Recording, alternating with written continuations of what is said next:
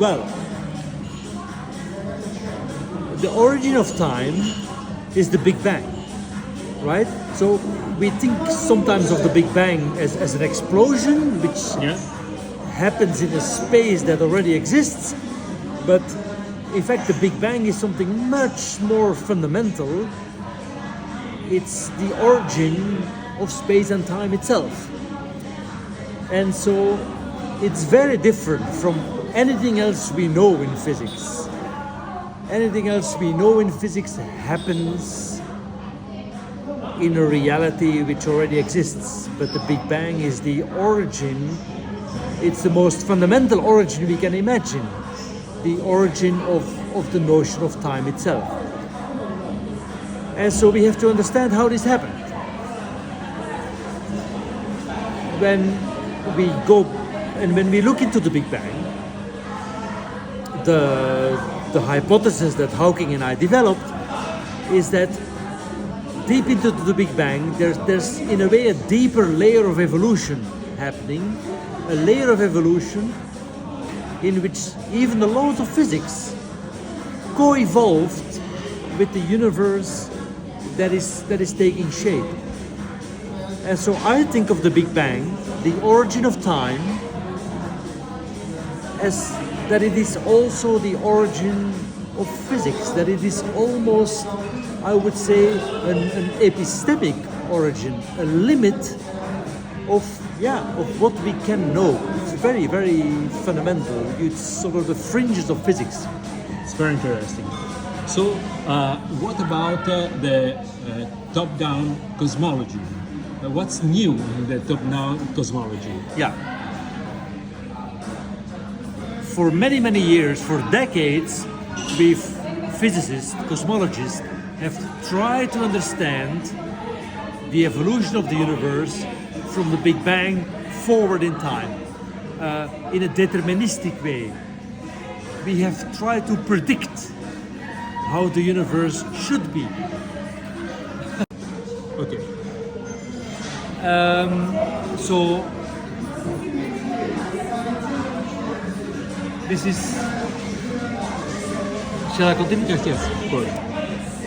So we've tried to understand the evolution of the universe, always going forward in time.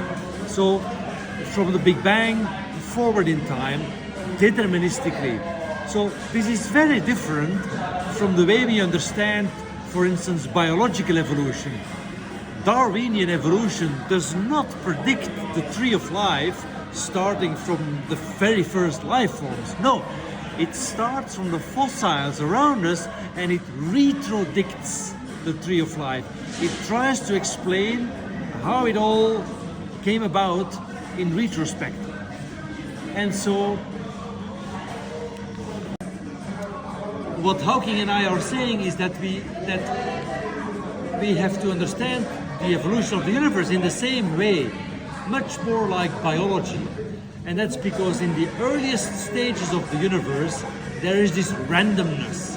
There is this random changes, random fluctuations, random branchings. So we cannot predict how the laws of physics end up a priori. We can only retrodict, reconstruct the tree of laws from the top down, going backwards in time. So yes, it's a fundamental change. The way Hawking and I practice cosmology is much more like biology and Darwinian evolution, and much less like the rigid, deterministic way of Newton and Einstein. Well, the last one. What you think is in the future of the study? What's the next step on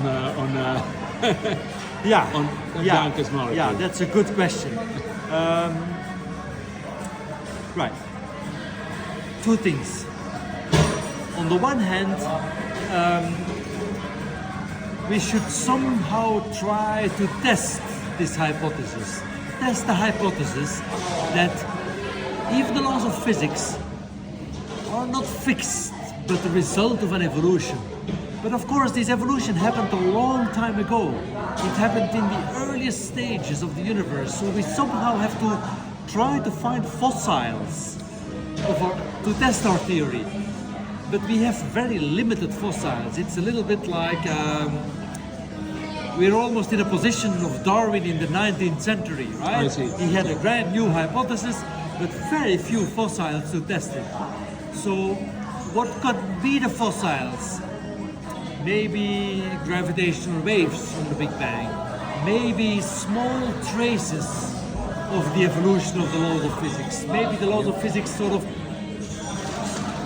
crystallized, but not completely. Maybe we can find few traces.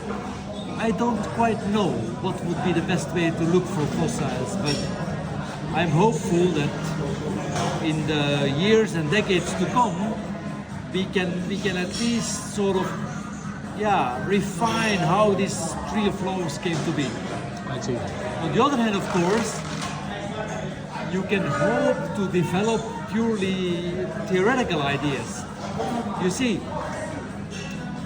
now we have molecular genetics, we have a microscopic theory of Darwinian evolution. Yes. And this makes it almost self-evident. Yeah, yeah. So what could be the analog of molecular genetics? Well, it's probably this holographic business, right? It's probably holography, a microscopic theory of quantum gravity, which builds in this top-down view, which builds in a view that physics is ultimately based on information, that there is randomness involved, that the laws of physics disappeared at the Big Bang. So somehow I think that if we understand truly the holographic nature of gravity, of reality, that this Darwinian vision that Hawking and I sort of put together will become self-evident. I see. That's I think the two ways to go forward. Yeah. And the difference between a vision of a quantum loop theory and what is the top-down cosmology, it's in the concept of time, because if I well understood, Rovelli is looking for quantum of time, while the cosmology, top-down cosmology, is not thinking about the quantum of time, because they say that time is emergent. Exactly. Yeah. And any emergent phenomenon comes with its limitations. I see. Rovelli will never face up to a genuine origin of time. I see. Whereas in the hypothesis that Hawking and I developed, the fact that time is emergent also means it has a genuine origin into the Big Bang. I see. I think Rovelli will go through the Big Bang. Through the Big Bang. Yes. Very different. This is the origin. Yes. Okay. Yes. Very different. Thank you very much. Yeah, you're Thank you welcome. for the time. Good luck with it.